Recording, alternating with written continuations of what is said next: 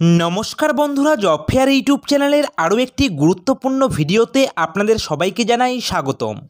बंधुरा आजकेर भिडियोते आपनादेर संगे शेयर करते चलेछि पश्चिमबंग सरकारेर तरफ थेके प्रकाश हওয়া आरो एकटी नतून सरकारी चाकरिर विज्ञप्ति निये, जेखानटाय आपनारा पश्चिमबंगेर 23टी जेलार जे कोनो चाकरि प्रार्थी सरासरि अनलाइनेर माध्यमे आवेदन करते पारबेन एबं एखानटाय किन्तु भोटेर आगेई आपनादेर पोस्टिंग हये जाबे एबं एखानटाय अनलाइने आवेदन करते होले आपनादेर किन्तु कोनो रकम आवेदन फिस लागछे ना, सम्पूर्ण বিনামূল্যে আপনারা মোবাইল ফোনের মাধ্যমে অনলাইনে আবেদন করতে পারবেন।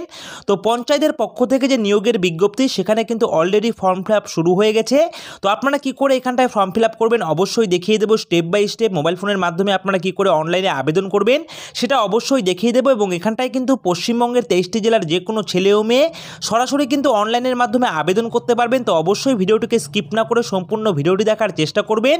আর আপনারা যারা যারা এখনো পর্যন্ত আমাদের এই জব ফেয়ার ইউটিউব চ্যানেলকে সাবস্ক্রাইব করেননি তাদের উদ্দেশ্যে বলবো অবশ্যই প্রতিনিয়ত সরকারি চাকরির আপডেট পাওয়ার জন্য আপনারা কিন্তু আমাদের এই জব ফেয়ার ইউটিউব চ্যানেলকে সাবস্ক্রাইব করে দিয়ে পাশে থাকা বেল আইকনটিকে বাজিয়ে দেবেন। তো বন্ধুরা চলুন এবারে আমরা সরাসরি মূল ভিডিওটি শুরু করি।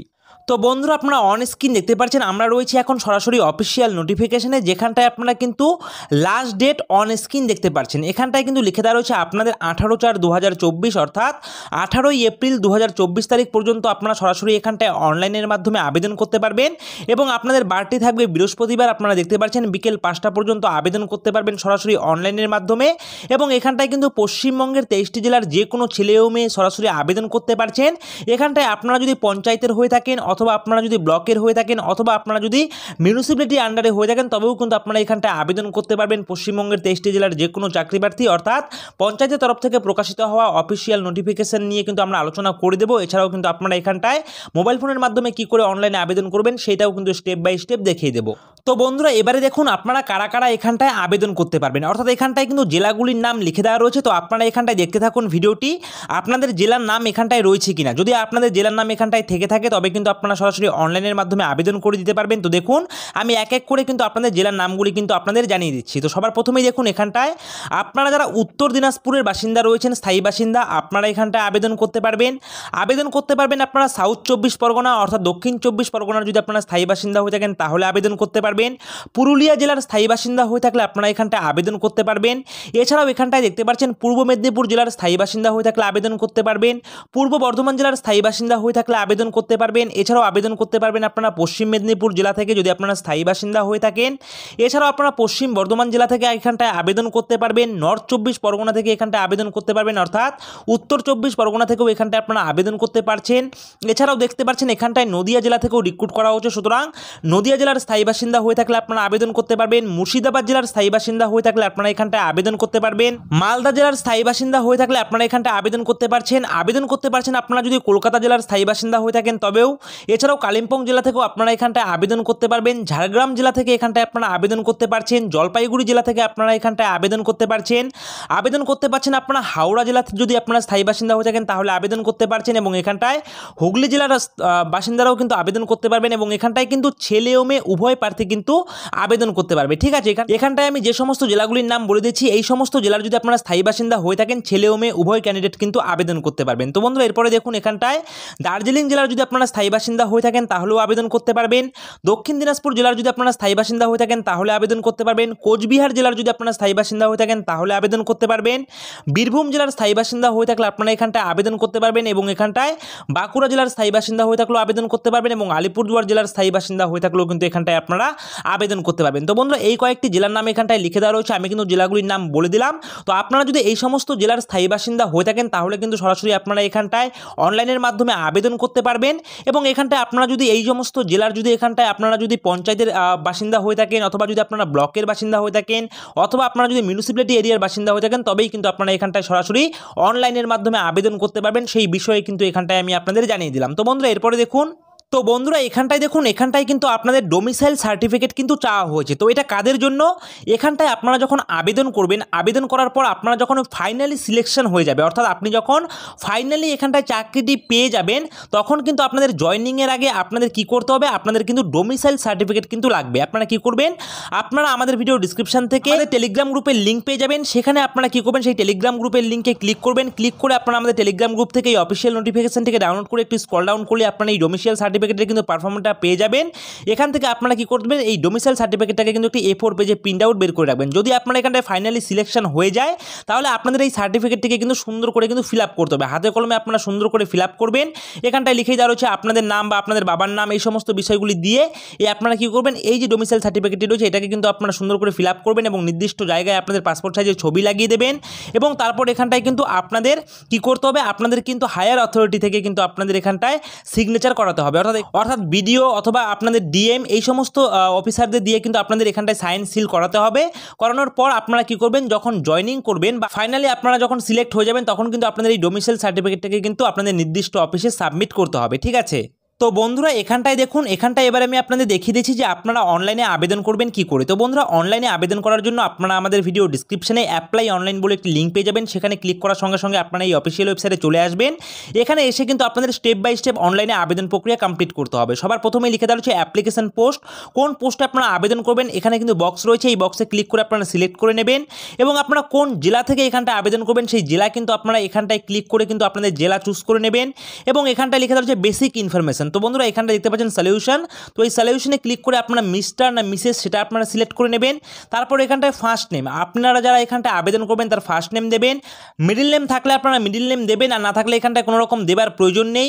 তারপর এখানটায় লাস্ট নেম অর্থাৎ টাইটেল আপনারা এখানটায় দিয়ে দেবেন। তারপর এখানটায় আবার বলেছে আপনাদের সলিউশন কিন্তু সিলেক্ট করার জন্য আপনারা যদি মিস্টার হয়ে থাকেন তো মিস্টার সিলেক্ট করবেন এবং মিসেস হয়ে থাকলে মিসেস সিলেক্ট করবেন। তারপর আপনার বাবার নাম কিন্তু এখানটায় লিখে দেবেন, অর্থাৎ আপনারা যদি এখানটায় বাবার যে বিবরণ দিচ্ছেন সেক্ষেত্রে আপনারা কিন্তু অবশ্যই মিস্টার সিলেক্ট করবেন, যেটা কিন্তু অলরেডি সিলেক্ট করাই থাকবে। ঠিক আছে, তো বন্ধুরা এখানটা দেখতে পাচ্ছেন বাবার প্রথম নাম দিয়ে দেবেন, তারপর মিডিল নেম থাকলে দেবেন, না থাকলে দেবার প্রয়োজন নেই। তারপর কিন্তু আপনারা এখানটায় লাস্ট নেম অর্থাৎ এখানটায় টাইটেল আপনারা দিয়ে দেবেন। তারপর দেখুন এখানটায় আপনাদের কিন্তু মায়ের ডিটেলস চাওয়া হয়েছে, অর্থাৎ এখানটায় সলিউশনের ক্ষেত্রে কিন্তু অবশ্যই মিসেস আপনারা কিন্তু সিলেক্ট করবেন। তারপর আপনাদের মায়ের নাম লিখে দেবেন, মায়ের মিডিল নাম থাকলে দেবেন আর না থাকলে দেবার প্রয়োজন নেই এবং সঙ্গে কিন্তু অবশ্যই মায়ের টাইটেলটা কিন্তু আপনারা এখানটায় দিয়ে দেবেন। দিয়ে দেওয়ার পর এখানটায় লিখে দেওয়া হচ্ছে রিলেশনশিপ উইথ গার্জিয়ান, অর্থাৎ এখানটায় গার্জিয়ান হিসাবে যেহেতু আপনারা অবশ্যই আপনার বাবাকে ধরবেন, তো এখান থেকে কিন্তু আপনারা কি রিলেশনশিপ রয়েছে যাকে আপনারা গার্জিয়ান বানাবেন, বাবাকে না মাকে, তো আপনারা কিন্তু সেই রিলেশনশিপটা কিন্তু এখানটায় চুজ করে নেবেন। দেখুন এখানটায় ক্লিক করে দেওয়ার সঙ্গে সঙ্গে লিখেই দেওয়া রয়েছে আপনাদের এসও ডিও, তো আপনারা যদি এখানটায় সন অফ হন তাহলে অবশ্যই সন অফ দেবেন, ডটার অফ হলে ডটার অফ অবশ্যই সিলেক্ট করবেন। সিলেক্ট করার পর দেখুন এখান থেকে একটু লিখে দেওয়া রয়েছে গার্জিয়ান ফার্স্ট নেম। এবার গার্জিয়ান আপনারা যাকে বানাবেন অর্থাৎ এখানটায় রিলেশনশিপ যার সঙ্গে আপনারা এখানটায় দেবেন সেই গার্জিয়ানের নাম এখানটায় লিখে দেবেন, মিডিল নেম থাকলে দেবেন, না থাকলে দেবার প্রয়োজন নেই। তারপরে এখানটায় আপনারা টাইটেল দিয়ে দেবেন। ঠিক আছে, তো বন্ধুরা তারপরে দেখুন এখান থেকে আপনারা ক্যাটাগরি কিন্তু সিলেক্ট করে নেবেন। তারপর আপনারা কিন্তু এখান থেকে রিলিজিয়ন অর্থাৎ আপনাদের ধর্ম সিলেক্ট করে নেবেন। তারপর এখানটা দেখতে পাচ্ছেন ক্যালেন্ডার অপশন রয়েছে, সিম্পলি আপনারা এই অপশানে ক্লিক করে আপনারা কিন্তু আপনাদের ডেট অফ বার্থ চুজ করে নেবেন। তারপর এখানটায় লিখে দেওয়া রয়েছে আপনাদের কিন্তু 1/3/2024 এই তারিখ অনুযায়ী আপনাদের বয়সের হিসাবটা কিন্তু আপনাদের করতে হবে। 1/3/2024 এই তারিখ অনুযায়ী আপনাদের বয়সসীমা কী রয়েছে সেটা কিন্তু আপনাদের এখানটায় স্পষ্ট করে লিখে দিতে হবে। আপনারা কিন্তু অন স্ক্রিন দেখতে পাচ্ছেন এবং এখানটায় লিখে দেওয়া রয়েছে জেন্ডার, অর্থাৎ এখান থেকে কিন্তু আপনারা লিঙ্গ কিন্তু নির্ধারণ করবেন, অর্থাৎ আপনারা যদি পুরুষ প্রার্থী হয়ে থাকেন তাহলে অবশ্যই মেল আর মহিলা প্রার্থী হয়ে থাকলে অবশ্যই ফিমেল সিলেক্ট করবেন। তারপর আইডি টাইপ, তো বন্ধুরা এখানটায় আপনারা কোন আইডি দেবেন, দেখুন এখানটায় ভোটার আইডি লিখে দেওয়া রয়েছে, চাইলে আপনারা এখানটায় আধার কার্ডও কিন্তু চুজ করতে পারেন এই বক্সে ক্লিক করে। তো আপনারা এখানটায় যেই আইডি দেবেন সেই আইডির কিন্তু এখানটায় আপনাদের নাম্বার দিতে হবে। ঠিক আছে, এবং তারপর দেখুন এখানটায় লিখে দেওয়া রয়েছে এক্স সার্ভিসম্যান, তো আপনারা যদি এক্স সার্ভিসম্যান হয়ে থাকেন তাহলে আপনারা এখান থেকে কিন্তু ইয়েস করবেন আর না হলে কিন্তু নো করবেন। এবং এখানটায় আপনারা যদি ফিজিক্যালি হ্যান্ডিক্যাপ হয়ে থাকেন তাহলে আপনারা ইয়েস করবেন আর যদি না থেকে থাকে তাহলে নো করবেন। এবং তারপর দেখুন ন্যাশনালিটি কিন্তু অটোমেটিক্যালি চুজ করাই রয়েছে ইন্ডিয়ান, আপনারা অন স্ক্রিন দেখতে পাচ্ছেন। এবং তারপর কিন্তু এখানটায় অ্যাড্রেস আপনাদের চাওয়া হয়েছে প্রেজেন্ট অ্যাড্রেস, তো এখান থেকে আপনাদের হাউস, ফ্ল্যাট, বিল্ডিং, প্লট বা ভিলেজের নাম এখানটায় লিখে দেবেন, স্ট্রিট নেম আপনারা এখানটায় লিখে দেবেন, পোস্ট অফিসের নাম লিখে দেবেন, পুলিশ স্টেশন লিখে দেবেন। তারপর এখানটায় স্টেট লিখে দেওয়া রয়েছে, দেখতে পাচ্ছেন স্টেট আপনারা এখান থেকে চুজ করে নেবেন, ওয়েস্ট বেঙ্গল। তারপর ডিস্ট্রিক্ট আপনারা আপনাদেরটা চুজ করে নেবেন। তারপর সাব ডিভিশন কিন্তু এখান থেকে আপনারা চুজ করে নেবেন। চুজ করে নেওয়ার পর আপনারা এখানে দেখতে পাচ্ছেন ব্লক না মিউনিসিপ্যালিটির আন্ডারে আপনারা রয়েছেন সেটা আপনারা চুজ করে নেবেন।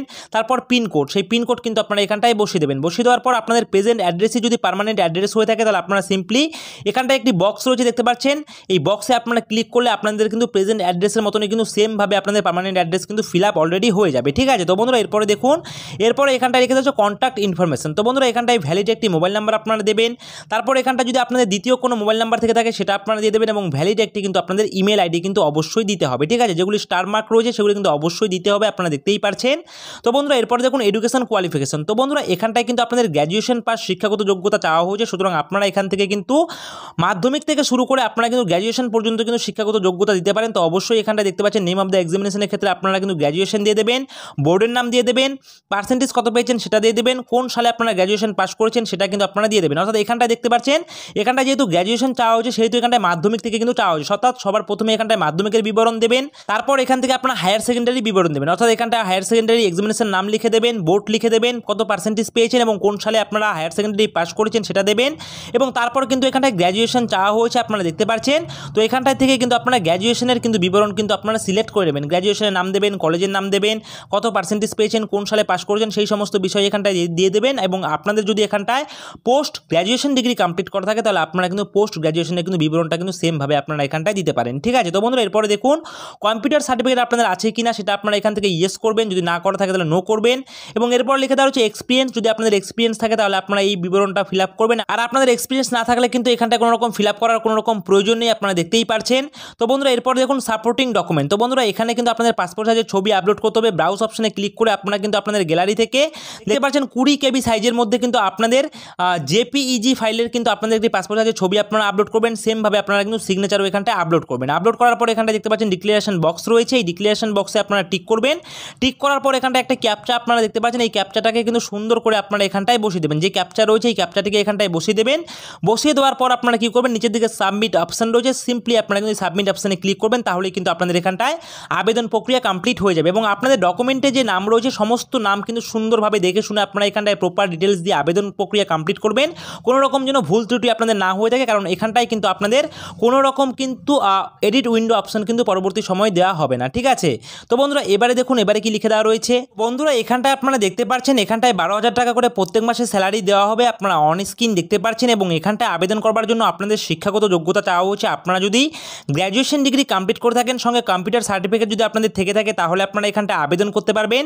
সঙ্গে অবশ্যই প্রার্থীকে কিন্তু বাংলা ভাষায় লিখতে পড়তে এবং কথা বলতে জানতে হবে, তাহলে আবেদন করতে পারবেন। এবং এখানটায় কিন্তু আপনাদের ট্রাভেল অর্থাৎ যাতায়াত বা ভ্রমণ করার কিন্তু আপনাদের কিন্তু দক্ষতা থাকতে হবে, তাহলে আপনারা এখানটায় আবেদন করতে পারবেন। সেই বিষয়ে কিন্তু এখানটায় স্পষ্ট করে লিখে দেওয়া রয়েছে, আপনারা অন স্ক্রিন দেখতে পাচ্ছেন। এবং এখানটায় দেখুন যে পোস্টে আপনাদের রিক্রুট করা হচ্ছে দেখতেই পাচ্ছেন, এখানটায় লিখে দেওয়া রয়েছে BLS পোস্টে আপনাদের রিক্রুট করা হচ্ছে, অর্থাৎ বোর্ড লেভেল স্টাফ পোস্টে এখানটায় রিক্রুট করা হচ্ছে, আপনারা কিন্তু অন স্ক্রিন দেখতেই পাচ্ছেন। এবং এখানটায় কিন্তু আবেদন করার লাস্ট ডেট যেটা রয়েছে সেটা কিন্তু রয়েছে 18/4/2024। তো বন্ধুরা এবারে দেখুন এই অফিসিয়াল নোটিফিকেশান কোথা থেকে প্রকাশ করা হয়েছে সেটা কিন্তু এবারে আমি আপনাদের দেখিয়ে দিচ্ছি।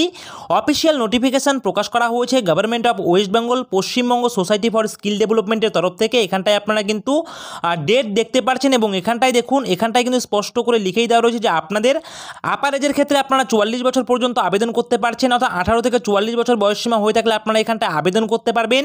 এবং SC ST যদি আপনারা প্রার্থী হয়ে থাকেন তাহলে আপনারা এখানটায় আবেদন করতে পারবেন 18 থেকে 49 বছর পর্যন্ত, অর্থাৎ SC ST প্রার্থী হয়ে থাকলে আপনারা কিন্তু 18 থেকে 49 বছর পর্যন্ত আবেদন করতে পারবেন। এবং আপনারা যদি OBC ক্যাটাগরির প্রার্থী হয়ে থাকেন তাহলে আপনারা কিন্তু এখানটায় 18 থেকে শুরু করে 47 বছর পর্যন্ত কিন্তু আবেদন করতে পারবেন যদি আপনারা OBC ক্যাটাগরির প্রার্থী হয়ে থাকেন। এবং আপনারা UR ক্যাটাগরির প্রার্থী হয়ে থাকলে আপনারা কিন্তু 18 থেকে 44 বছর পর্যন্ত আবেদন করতে পারবেন। সেই বিষয়ে এখানটায় স্পষ্ট করে কিন্তু এখানটায় লিখে দেওয়া রয়েছে, আপনারা কিন্তু অন স্ক্রিন দেখতে পাচ্ছেন। এবং এখানটায় দেখুন এখানটায় স্পষ্ট করে লিখে দেওয়া রয়েছে আপনাদের কিন্তু MCQ টাইপের কিন্তু আপনাদের এখানটায় সবার প্রথমে পরীক্ষা হয়ে যাবে 50 নম্বরে, তার সিলেবাস কিন্তু এখানটায় বিস্তারিত লিখে দেওয়া রয়েছে, আপনারা অন স্ক্রিন দেখতে পাচ্ছেন। তো অবশ্যই আপনারা আমাদের ভিডিও ডিসক্রিপশনে দেওয়া আমাদের টেলিগ্রাম গ্রুপের লিঙ্কে ক্লিক করে সরাসরি আপনারা আমাদের টেলিগ্রাম গ্রুপ থেকে অফিসিয়াল নোটিফিকেশন থেকে ডাউনলোড করে ভালো করে পড়ে বুঝে তারপরে আপনারা এখানটায় নিজ দায়িত্বে আবেদন করবেন। তো বন্ধুরা এই রয়েছে আজকের ভিডিওটি ভালো লাগলে অবশ্যই ভিডিওটিতে একটি লাইক করবেন, কমেন্ট করবেন, শেয়ার করবেন। আর এভাবেই আপনারা আমাদের এই জব ফেয়ার ইউটিউব চ্যানেলের পাশে থাকবেন। সকলে মিলে ভালো থাকবেন, সুস্থ থাকবেন। জয় হিন্দ।